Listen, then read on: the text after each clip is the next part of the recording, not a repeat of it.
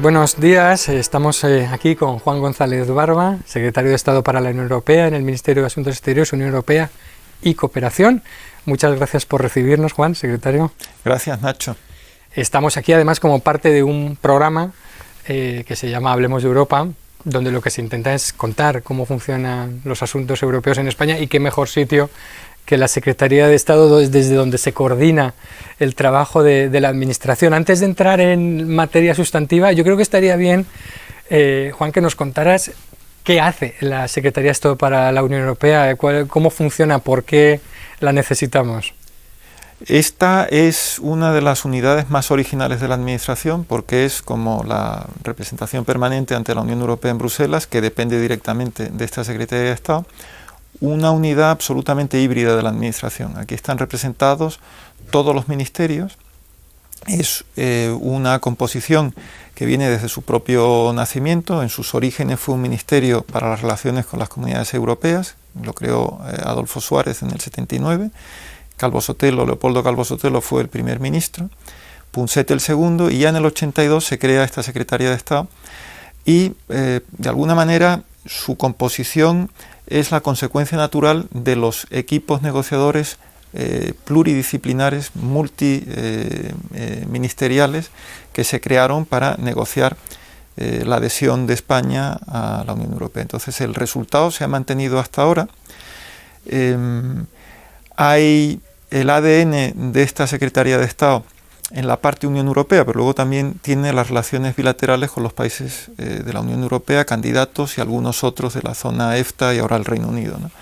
Pero el ADN es continuamente estar buscando la posición común, sobre todo cuando hay temas horizontales más o menos que afectan a dos o más ministerios y hay que buscar una posición común europea, ¿no? Pues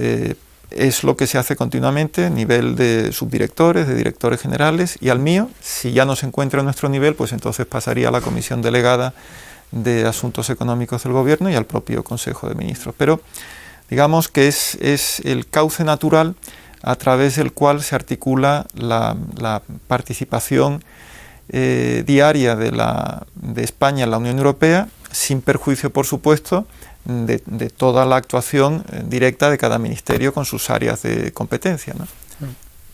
Pues como secretario de Estado, quizá cuando llegaste al cargo, en un momento en el que Europa parecía que la integración europea había tocado techo,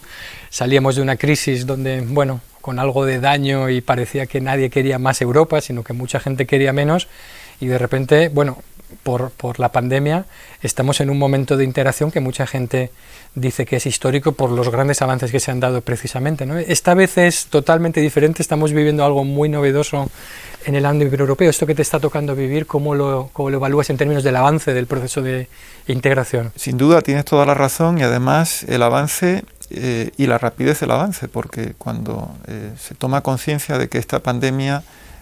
va a suponer una crisis, desde luego sanitaria, pero también socioeconómica sin precedentes, y que va a generar un nivel de destrucción del tejido socioeconómico y productivo tremendo en todos los países de la Unión Europea. Esto sucede, la toma de conciencia a finales de marzo o mediados de marzo, y el 21 de julio, lo que es un tiempo meteórico para lo que son los baremos de la Unión Europea, se había conseguido un acuerdo, hay que decirlo y especificarlo, del Consejo Europeo, que todavía ese acuerdo tiene que formalizarse y se están en negociaciones con el Parlamento Europeo, pero un acuerdo que cuando el presidente del Gobierno por primera vez al principio de la crisis habló de la necesidad de crear un fondo de recuperación, un plan Marshall, decía, bueno, eso sonaba totalmente utópico, nadie se lo terminaba de creer, incluso lo que era una actuación más decidida vía crediticia, líneas MEDE, a través del Eurogrupo,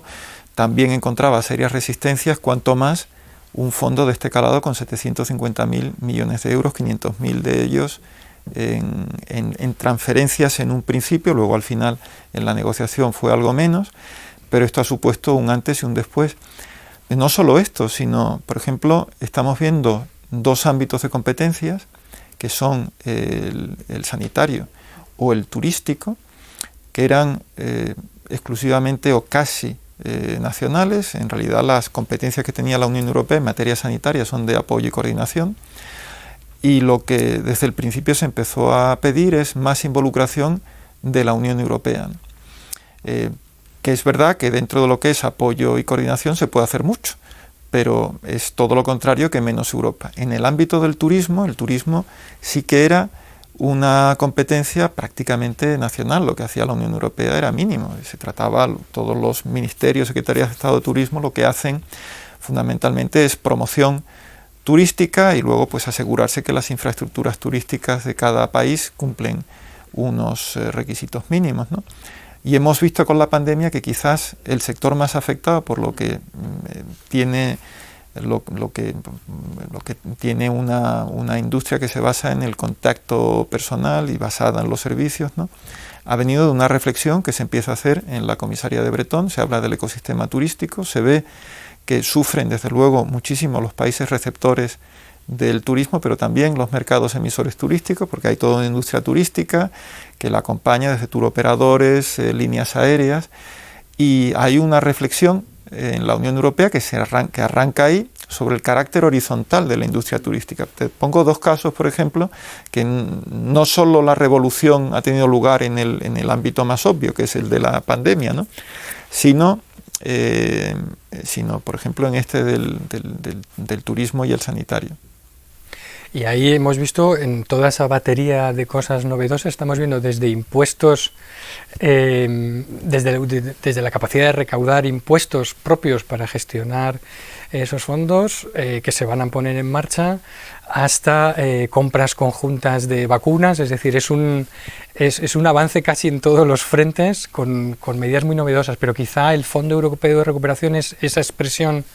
de solidaridad. ¿Cómo ha sido posible? ¿Por qué esta vez ha sido posible? ¿O qué papel ha tenido ahí España en ese fondo con respecto a una crisis anterior donde se chocó mucho y hubo muchísimas desavenencias, ¿no? ¿Por qué hemos tenido, cómo ha sido este final más o menos feliz de la discusión? Sí, yo creo que en primer lugar estaba claro que esta crisis no tenía lo que se llamaba en inglés el moral hazard que tenía la anterior. Entonces, desde el principio a nadie se le podía responsabilizar de que hubiera este impacto terrible en el ámbito económico, sobre todo, ¿no?, socioeconómico. Luego también hubo desde el principio y afortunadamente una respuesta keynesiana nacional, y resulta que esta respuesta funcionaba mejor, claro, en los países que tenían potencia de fuego financiera, porque no habían sufrido los estragos de la anterior crisis del euro ni tenían que haber aplicado medidas de austeridad. Siendo así, veíamos sobre todo Alemania, Países Bajos, también algunos países escandinavos, que empezaron a apoyar a las empresas en crisis y a financiar mecanismos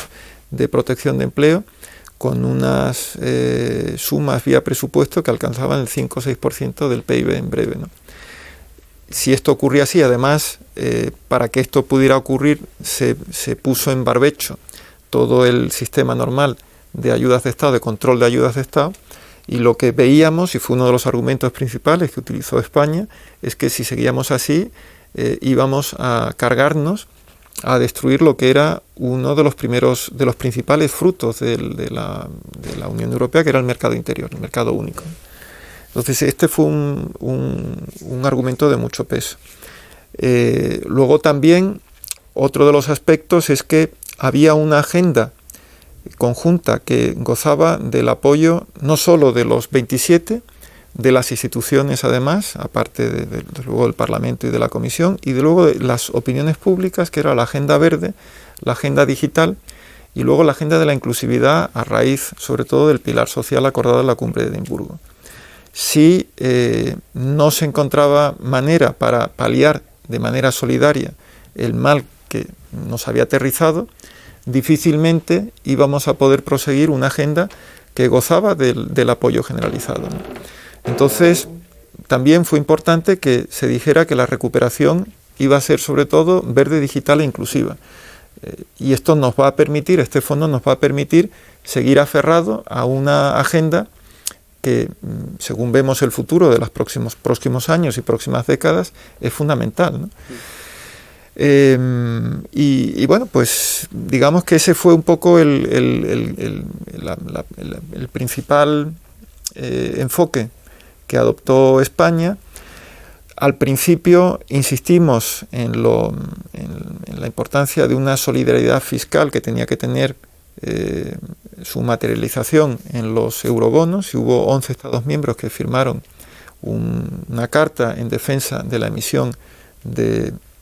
coronabonos, como se llamaron, limitados en el tiempo a los efectos de la pandemia, y vimos que esta propuesta despertaba un absoluto rechazo, era una línea roja infranqueable para un gran número de países, incluido Alemania, ¿no? Y entonces, bueno, pues se siguió viendo que otras alternativas podía haber,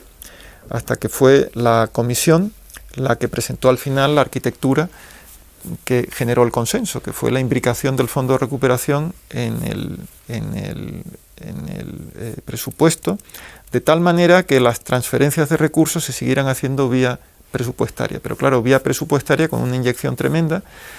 y que para poder seguir teniendo en el futuro un marco financiero plurianual que permita seguir sosteniendo las políticas de la Unión, hacía falta introducir mayores recursos propios, porque si no, el pago de intereses y el pago del principal se iba a tener que hacer con cargo al presupuesto, con lo cual se detraía para pagar futuras políticas, ¿no? Y de ahí vino al final la fórmula mágica que permitió pues montar un consenso alrededor de, bueno, pues de este, como se ha llamado, MFF o MFP en español, Marco Financiero Plurianual / Nueva Generación. Y aunque el Nueva Generación se basa en el artículo 122, como se está viendo ahora en la discusión en el trílogo con el Parlamento Europeo, el Parlamento quiere también tener voz, si quizás no voto, pero sí voz en la gobernanza de este dinero, porque según el 122 el Parlamento será solo consultado, no es autoridad codecisoria como es en el procedimiento parlamentario normal, ¿no? Ahí ves más o menos que el proceso puede funcionar de la forma suficientemente fluida para que los fondos lleguen a tiempo, porque ha habido debates sobre si aparece en la condicionalidad con Polonia, Hungría, parece cosas que podrían ralentizar, ¿o crees que al final se va a poder...? Vamos a ver, cuando me han hecho la pregunta, yo francamente no concibo que no haya un acuerdo a tiempo, porque si se consiguió lo más difícil, que fue poner de acuerdo a los 27 jefes de Estado y de Gobierno el 21 de julio, y respetando cuáles son los objetivos y prioridades del Parlamento Europeo, que además son muy legítimas, y yo diría que como España, que siempre ha sido muy proeuropea en cuanto a sus autoridades y su opinión pública, de alguna manera siempre nos hemos identificado con las instituciones más proeuropeas de la institución de la Unión Europea, Comisión, Parlamento Europeo y Tribunal de Justicia de la Unión Europea, ¿no? Nosotros, suscribiendo los planteamientos del Parlamento Europeo, comprendemos que hace falta una cierta flexibilidad de unos y otros para conseguir cerrar cuanto antes un acuerdo, y ahora nuestra posición es apoyo sin fisuras a la propuesta de compromiso que ha puesto sobre la mesa la presidencia alemana, porque creemos que cifra arriba, cifra abajo, coma a la izquierda, coma a la derecha, al final el acuerdo no va a variar demasiado de esta propuesta de compromiso que está puesta sobre la mesa por la presidencia alemana para salvar el principal escollo al que te has referido, que es la condicionalidad referida al Estado de Derecho, ¿no? Que se ciña a lo que son los intereses financieros de la Unión Europea y las infracciones que pueda haber por disfuncionalidades de Estado de Derecho en la gestión de los fondos, ¿no? Luego, bueno, vamos a un tema como el Brexit, que está desde hace 4 años en la mesa. España y el Reino Unido, que han sido 2 países que se han creído el mercado interior a fondo y que lo han practicado con inversiones, con turismo, con trabajadores, es quizá uno de los países más expuestos a un Brexit duro, ¿no? Y parece que, bueno, no se sabe nunca dónde vamos, pero parece que podríamos acabar mal otra vez, o cada vez nos asomamos al abismo y volvemos. ¿Te preocupa que de verdad existen posibilidades de que seamos incapaces después de 4 años de encontrar un acuerdo de salida y tengamos que asumir los costes de un Brexit duro? Vamos a ver, te mentiría si te dijera que no me preocupa porque va a haber un acuerdo, simplemente porque ya los plazos apremian. No era la opción de la Unión Europea, y menos cuando se declaró la pandemia y en junio había una posibilidad de prorrogar al menos 6 meses más la fecha límite, la fecha guillotina para alcanzar un acuerdo que regule las relaciones futuras entre el Reino Unido y España. Fue la insistencia británica en junio de no pedir una prórroga, una extensión, con lo cual hemos negociado a contrarreloj. Creímos que cuando se iniciara una fase más intensa de negociaciones a partir de julio, cuando ya lo permitió la pandemia, que ahí ya se empezarían a flexibilizar posiciones. Todos tenemos intereses defensivos y ofensivos. No sonaba muy realista cuando oíamos a las autoridades británicas decir que querían un acuerdo cuanto antes ya, sin que estuvieran dispuestos a hacer la mínima concesión en asuntos que eran vitales para nosotros, lo que se llama el level playing field en materia de mercado interior, un mercado interior además uno de cuyos principales artífices, como acabas de recordar, fue el Reino Unido, ¿no? O como por ejemplo en materia de pesquerías, que es algo que afecta muy directamente a 8 Estados miembros, y en concreto a 3 o 4 de ellos supone pues prácticamente los intereses pesqueros de 1/3 de su flota, lo cual quedaría varada al día siguiente de que se consumara el Brexit, la salida ya del Reino Unido del mercado interior y de la unión aduanera, ¿no? Hay también problemas en materia de gobernanza, y luego los británicos, claro, tienen una serie de intereses ofensivos que en la medida que no haya el mínimo atisbo de que pueden flexibilizar su posición, pues no ha habido ningún tipo de estímulo para el negociador europeo, con el apoyo, tengo que decir, del Consejo, para hacer concesiones, ¿no? La posición europea era, bueno, primero nosotros no queríamos que el Reino Unido se fuera de la Unión, nadie. Cuando se fue, pues hubiéramos querido el máximo nivel de relación, si fuera posible, imitando la que hay con países de la antigua EFTA, máxima presencia en el mercado interior, o que no hubieran salido del mercado interior, pero eso tampoco era posible, por un prurito de defensa a ultranza de la soberanía, quizás entendida de una manera que no se acompasa bien con lo que, desde luego, países que somos parte de la Unión Europea entendemos soberanía en el siglo XXI, pues cualquier mención al Tribunal de Justicia de la Unión Europea era prácticamente una línea roja. Cuestiones de estándares mínimos, lo que era la armonización dinámica, era también como mentar al diablo, ¿no? Y no ha habido mucho margen negociador. Desde luego no para conseguir un acuerdo de máximos. Ahora yo creo que lo que todos intentan es salvar los trastos, conseguir un acuerdo de mínimos, y que permita que a partir de ese acuerdo de mínimos, y ya desde el 1 de enero del 2021, se pueda seguir construyendo, que ese acuerdo de mínimos sea un armazón y que se vea que en el fondo, desde luego, la soberanía y los intereses del Reino Unido están protegidas y salvaguardadas, sin perjuicio de reconstruir parte de esa relación con la Unión Europea, que ahora va a quedar pues muy enjuta, así lo diría, ¿no? Tengo que decir que una de las cosas importantes que ha mantenido la Unión Europea hasta ahora ha sido la unidad en el seno del Consejo, y era algo quizás con lo que no contaba la parte británica. Pensaba que iba a haber una división de posturas porque los intereses de uno y otro Estado miembro son muy distintos. Has mencionado el caso español. Nosotros somos de los países que vamos a resultar más afectados por la salida del Reino Unido en materia turística, en materia de inversiones, en materia comercial, un sinfín de aspectos en los que la relación bilateral es muy muy densa. Históricamente hemos sido países que nos conocemos muy bien y hemos pasado todo tipo de vicisitudes, pero es cierto que desde el ingreso de España en entonces comunidades europeas y luego la Unión Europea, y con la construcción del mercado interior, británicos y españoles nos habíamos redescubierto aún más. Y pensar, por ejemplo, que 1/3 de la población británica visita anualmente España, te da idea de hasta qué punto las relaciones personales son intensas. Y nosotros, dentro de la Unión Europea, hemos sido y estamos siendo de los países que buscamos mantener el mayor nivel de ambición. Luego están los que se van pero no se terminan de ir, y los que quieren venir pero no terminan de venir, como Turquía y los Balcanes, que son otra parte también del negociado de ampliación o no ampliación. ¿Cómo estamos generando ahí un cierto vacío estratégico, económico, de expectativas que están ocupando otros? ¿Hay preocupación? Yo creo que hay dos aspectos ahí diferentes. Uno, como se está viendo en toda la crisis aguda que se inicia en el Mediterráneo desde la primavera árabe, desde luego en el caso de Libia, en el caso de Siria, y es justo reconocer que la Unión Europea tiene competencias muy justas, pero entre otras cosas porque no lo han querido los Estados miembros, en materia pesca y en materia de defensa, con lo cual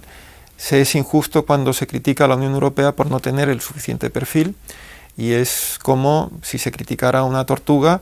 pues por no ser buena en el sprint. O sea, pues no le has dado las articulaciones y no les has dado la necesaria movilidad para poder competir con una liebre. Está en los Estados miembros el que en el futuro vayamos incrementando esos poderes de la Unión Europea. Eso por una parte. Y luego por otra, no cabe duda que el prestigio de la Unión Europea ha ido menguando entre sus vecinos, porque hasta la crisis del Brexit tengo que recordar que hemos encadenado 4 crisis. Primero, que no se olvide la institucional, cuando 2 Estados miembros votaron que no al referéndum sobre la Constitución Europea, el Tratado Constitucional, luego la del euro, luego la migratoria y finalmente la crisis del Brexit. Y quieras que no, el prestigio de la Unión como tal pues disminuye a los ojos de los vecinos, y creen que hay otros modelos de organización política y de integración que puedan ser más exitosos, ¿no? Creo que con la aprobación del Fondo de Recuperación Europea y el mostrar al mundo que en estas circunstancias tan complicadas lo que es capaz una organización internacional, que es la Unión Europea, no nos olvidemos, por la solidaridad de sus Estados miembros, y hasta qué punto puede llevar a límites desconocidos un nivel de integración inédito en las relaciones entre Estados en el resto del mundo, en cualquier otro modelo de organización regional. Yo creo que ha vuelto a redorar el blasón de la Unión Europea. Ahora mismo estamos todavía en lo más negro con esta segunda ola de la pandemia y la crisis, pero a mí me da la sensación, es más, tengo el convencimiento de que si logramos llegar a buen puerto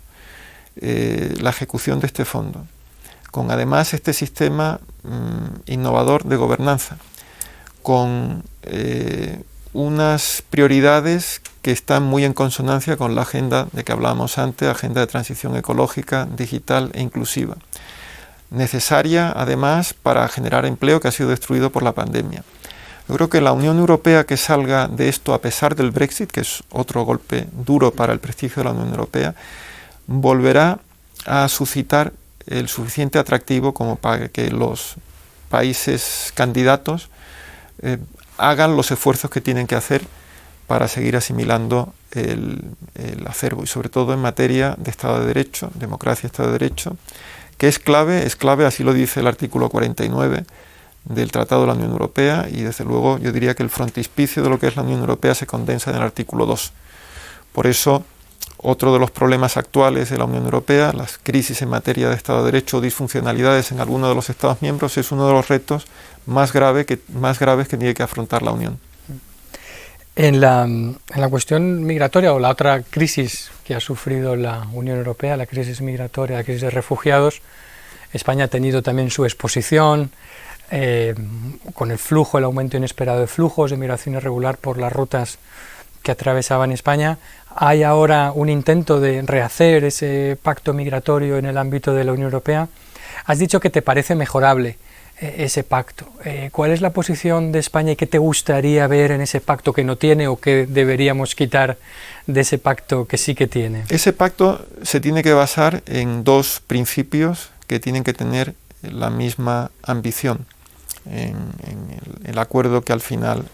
que al final se llegue. Una es la responsabilidad y otra es la solidaridad. Porque si se pretende descargar lo que es la responsabilidad de la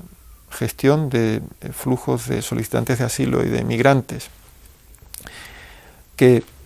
aspiran a ir a una Unión Europea que en principio, y desde el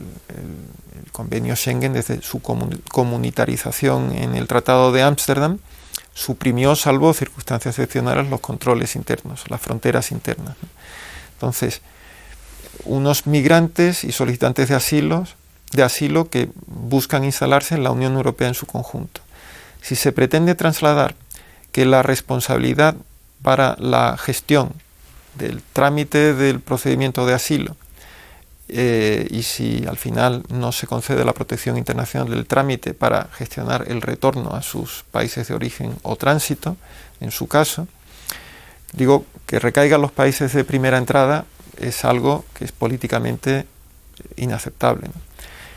Entonces, la propuesta de la Comisión, y es lo que ha merecido nuestro elogio, aunque consideramos que sea insuficiente, en primer lugar, lo que hace es considerar el fenómeno migratorio y de los solicitantes de asilo de manera coordinada, de manera conjunta. No va, por un lado, los solicitantes de asilo, como era el caso del sistema de Dublín, del llamado Dublín, y por otra parte los migrantes, ¿no? Eso por una parte. Y luego por otra establece unos mecanismos de solidaridad mejorables, incipientes. No es solamente una solidaridad a la carta, porque aquí la solidaridad dura de la que se habla es de la reubicación en otras zonas de la Unión Europea. Esto está explícitamente recogido para los inmigrantes y solicitantes de asilo que lleguen a territorio europeo a través de una operación de rescate en alta mar, a través de los SARS, e indirectamente también mediante el sistema de los patrocinios de retornos, que si en 8 meses no se efectúan o si en circunstancias excepcionales este periodo baja a 4 meses, entonces el patrocinador tendría que proceder a la reubicación del repatriable a su territorio nacional. Bien, aquí hay mucho ámbito y mucho margen para ser mejorado. Sabemos que la propuesta de la Comisión ha suscitado un rechazo absoluto en algunos países de la Unión Europea que se niegan a aceptar el mínimo principio de solidaridad, y nosotros pensamos que sin ella no puede haber pacto posible. Yo diría que políticamente para España el aspecto más delicado y difícil políticamente de aceptar de esta propuesta es, aunque no se diga explícitamente, sí implícitamente, una vez que se establece el procedimiento común en frontera, del establecimiento de centros de detención y acogida, a la espera de que se tramite el procedimiento de reconocimiento de protección internacional o, en lo contrario, que se tramite la expulsión y repatriación. Eso en España, primero que jurídicamente es imposible, haría falta modificar la ley orgánica que regula la cuestión, y luego incluso diría que no hay mayorías, desde luego no hay mayorías en el actual gobierno de coalición para hacerlo, y creo que en otras fuerzas políticas tampoco, ¿no? Y me da la sensación que es una posición generalizada en el resto de los países de primera línea de frente, ¿no? Con lo cual hay trabajo por hacer, pero bueno, después de la Unión Económica y Monetaria, todo lo relacionado con Schengen, migración, asilo, política común de visados, es la otra gran política integradora de la Unión Europea, trabajosa de irse edificando, pero ahí estamos. Desde luego España está dispuesta a afrontar la negociación con el mayor espíritu constructivo. Pues si quieres vamos a ir concluyendo. Quería preguntarte, en este debate en una Unión Europea 27 hay muchas posibilidades de juego, hay muchos intereses. Parece que de forma más o menos natural se van generando coaliciones, que si hanseáticos, que si visegrados, está el eje franco-alemán. España está siempre a veces en este debate de con quién me voy, para qué, si debe trabajar con Italia, sumarse al eje franco-alemán. Sé que esto es un poco abstracto, ¿no? Pero desde tu posición, ¿cuál es esa configuración ideal de coaliciones y de alianzas donde debería estar España y donde más conseguiríamos hacer avanzar el proyecto europeo y a la vez nuestros intereses? Bien, vamos a ver aquí, lo que diría es que para empezar el eje franco-alemán concierne a Francia y Alemania, o sea, es quizás un poco ilusorio pensar que franceses y alemanes van a aceptar a otro tercer país a participar en esa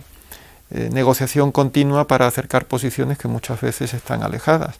Hay veces, de hecho, como se ha podido ver en la crisis del Mediterráneo Oriental, en que las posiciones francesas y alemanas no coincidían. Hay otros ámbitos en que tampoco coinciden, ¿no? Yo diría que, como regla general, más que con el eje franco-alemán, España tiene que tener la mejor de las relaciones con Francia y con Alemania. Y en muchas ocasiones es la concordancia de intereses entre franceses y alemanes, como se vio en el Fondo de Recuperación, cuando en una comparecencia la canciller Merkel y el presidente francés Macron anunciaron un fondo con $500 millones de euros para el Fondo de Recuperación. O sea, el Fondo franco-alemán seguirá siendo el principal músculo y tractor de la Unión Europea. Pero luego, después de 2004, se ve que, así como antes había un solo eje cuando se fundaron las comunidades europeas, después de la ampliación empieza a cobrar cada vez más fuerza un segundo eje, que si el primero seguía el río Rin, el otro más o menos se dibuja pues por donde fluye el Oder y el Vístula, ¿no? Y claramente Visegrado forma un bloque de poder en la nueva Unión Europea. Y ahí, digamos que el otro eje situaría a Alemania como parte principal de esa nueva fuerza que ha aparecido en la Unión Europea. A medida que has mencionado también la adhesión pendiente que hay en los Balcanes orientales, en los Balcanes occidentales, si se suma los países balcánicos que ya son parte de la Unión Europea, hay otro eje geográfico, histórico, que ha sido también un eje que ha contribuido a explicar dinámicas, historias en la Unión Europea, en Europa, que ha sido el que recorre el Danubio, ¿no? Ahí, por ejemplo, pues cada vez, a medida que se produzca el ingreso de los distintos países de la ex Yugoslavia y de Albania, pues también tendremos que tenerlo en cuenta, ¿no? Entonces, para un país que geográficamente es periférico y que no estuvo en el núcleo central de los 6 fundadores, se trata de tener y mantener, desde luego, las mejores relaciones posibles con Francia y con Alemania, que sigue siendo el músculo de la Unión Europea, pero viendo luego qué otras posibilidades hay de encontrar intereses comunes, desde luego con italianos. En el caso de Portugal es evidente, porque compartimos un espacio geográfico muy determinado como es la península ibérica. Hay posibilidades también de encontrar coaliciones ad hoc según los temas con otra serie de países periféricos, por ejemplo, dentro del mercado interior. Cuanto más periférico eres, más interés tienes en que se mantenga una serie de normas estrictas que permitan a los que no tienen el mismo músculo financiero o la misma centralidad jugar en igualdad de condiciones y con igualdad de armas. En materia de transición ecológica, en materia de igualdad, pues vemos todos un panorama de cooperación con los países escandinavos y bálticos, ¿no? O sea que, en el fondo, en el caso de Rumanía, el hecho de contar con más de 1 millón de rumanos residentes permanentemente en España, pues abre una posibilidad de cooperación con ese país inmensa, ¿no? O sea que en el fondo se trata de, desde el espíritu europeísta español, pensar de qué manera podemos mejor servir nuestros intereses nacionales y luego de qué manera podemos también contribuir a pensar en términos europeos en relación con los distintos actores y las instituciones. Yo te diría que ese es un poco el resumen de cómo vemos la situación actual. Bueno, pues vamos a ver si además, por el otro lado, de otro gran socio europeo que ha sido siempre Estados Unidos, a partir del 3 de noviembre tenemos una administración, por lo menos no hostil, o tan hostil como ha sido la que hemos tenido hasta ahora. No sé hasta qué punto se ha notado, supongo que mucho, ¿no? en tantos y tantos asuntos para la Unión Europea, el tener una administración que muchas veces no ha entendido muy bien lo que era Europa y lo que quería y hasta qué punto podía ser un aliado, ¿no? No, sobre todo es que en el proyecto de construcción europea, desde sus orígenes, el empuje norteamericano ha sido esencial y nos habíamos acostumbrado a pensar que siempre iba a ser una política inmutable norteamericana y de repente vimos a la actual administración pues apoyar a los Brexiters frente a los Remainers, ¿no? Y hubiéramos lógicamente preferido por lo menos la neutralidad. Y yo diría que lo que hubiéramos preferido es que apoyara abiertamente a los Remainers, porque realmente pensar en términos de Unión Europea lo que va a resultar ahora sin la presencia del Reino Unido, porque distinto es no participar que una vez que estás dentro salirte, ¿no? El hueco que va a dejar el Reino Unido con toda su aportación en materia PESC, en materia, desde luego, de mercado interior, en materia del enfoque distinto que tenía para salvaguardar, por ejemplo, respeto de derechos fundamentales, Estado de Derecho, que tiene otra concepción distinta de la continental. El Reino Unido ha sido un aporte esencial para construir la Unión Europea que tenemos, ¿no? ¿Cómo lo vamos a hacer ahora? Pues no lo sé, y desde luego puede que ahora tengamos una administración norteamericana, si el resultado lleva a los demócratas al poder, que haga lobby para que el Reino Unido, ya fuera de la Unión Europea, pues aspire a tener las relaciones más estrechas posibles dentro de sus objetivos y salvaguardias nacionales, ¿no? Y eso es una cosa que siempre favorecerá a la Unión Europea, por no hablar en el tema de defensa, por ejemplo, de la relación OTAN-Unión Europea. En fin, hay tantos temas para los que Estados Unidos es esencial, absolutamente esencial. Bueno, pues con toda esta agenda de problemas no pequeños y tan complejos, te agradecemos aún más que hayas hecho el hueco para recibirnos y estar con nosotros y poder contarnos un poco lo que estáis haciendo, así que mucho ánimo y mucha suerte en lo que te queda por delante de negociaciones, bueno, en este curso político europeo. Muchas gracias, Nacho, a vosotros. Un placer.